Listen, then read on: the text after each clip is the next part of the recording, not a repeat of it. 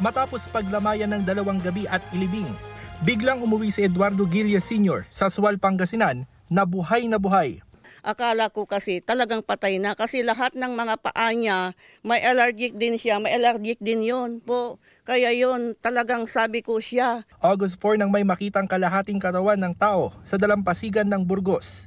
Kinabukasan ng kunin at iuwi ito ng pamilya Guille sa paniniwalang yun si Eduardo. Paliwanag naman ni Eduardo, umalis siya ng bahay nang magkatampuhan sila ng kanyang misis. Sabi nila, multo, inilibing ka na. Bakit ka nabuhay? Sabi ko, binigyan pa ako ng pagkakataon ng Panginoon. Bagaman masaya ang pamilya Guille, nanlulumo raw sila sa nagastos sa lamay at pagpapalibing sa maling bangkay. Ayon sa Burgos Police, may 2 pamilya mula sa Dasul, Pangasinan at Zambales ang nagkiklaim sa bangkay.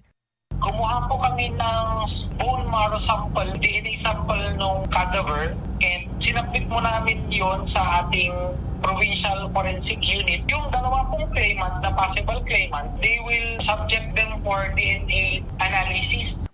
Russell Simorio ng GMA Regional TV, nagbabalita para sa GMA Integrated News.